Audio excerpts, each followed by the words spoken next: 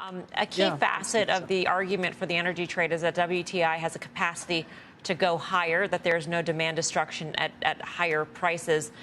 In your notes that I got, you say 252 is the magic number in terms of when energy could have a deleterious effect on the economy. Why that number? It seems like a very precise level for crude.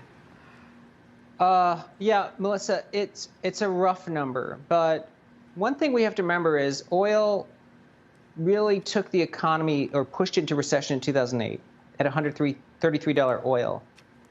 In the last 14 years, the U.S. economy is less energy intensive, and we've had general price inflation.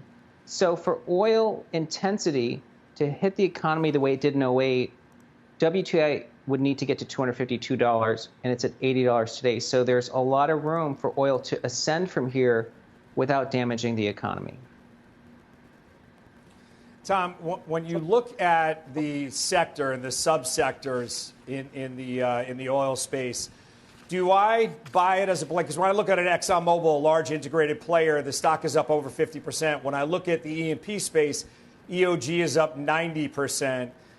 Refiners are doing less than that. Do you get into the granularity of that, or are you just thinking about the commodity as a whole? Yeah, Steve, that's a great question. As many of you, the viewers would know, oil has risen faster than energy stocks. So there's still a really substantial catch-up trade for energy equities to catch up to oil. And we think there's still a lot of price support for oil to ascend higher from here. It looks like energy is one of these dartboard sectors right now where almost anything you do will actually be a profitable trade.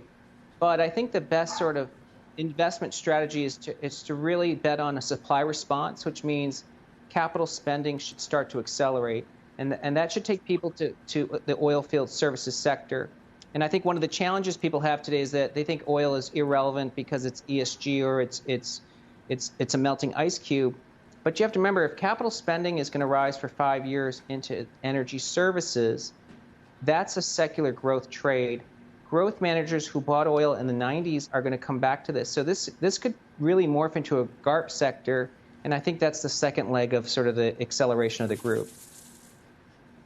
Hey, Tom, it's Tim, and that leads me to my second question about really going back to those trades that we saw, and they include country trades. So oil for Russia is still, unfortunately for their economy, their only ticket. Break out of the RSX ETF, break out even in South Africa, even where you have some currency issues. Your thought on playing countries that have exposure to this trade?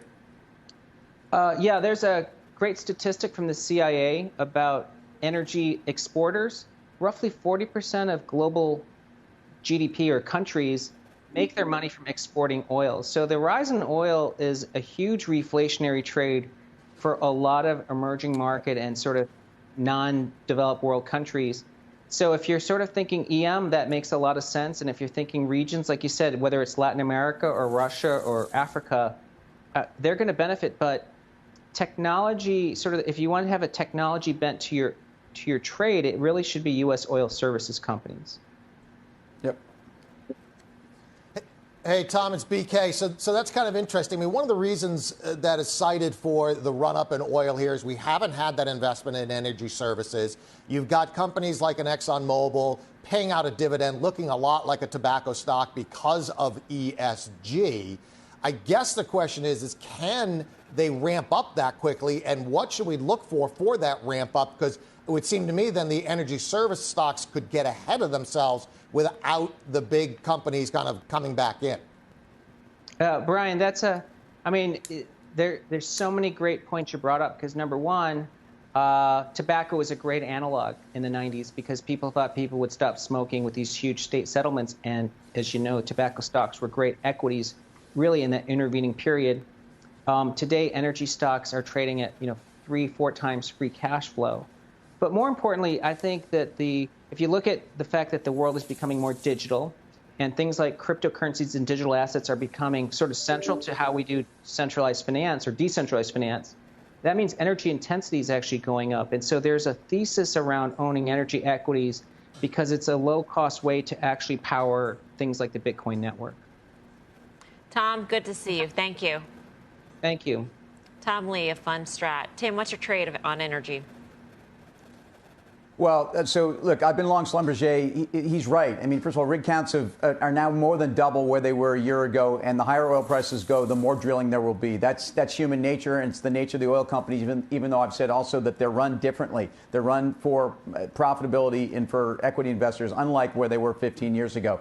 Back to Russia. I mean, look at some of these names that you can buy in ADR form, and you know, Lukoil, Gazprom, they're breaking out. And in fact, in Lukoil's case, you're really back near all-time highs. I do think these are trades that will continue to work. But if you don't want to go far afield, names like EOG and Diamondback, which we also talk about all the time, are best in breed and companies that have made sure that their balance sheets are fortified and that they're not going to grow at all costs. And I think the whole sector has a ways to move higher.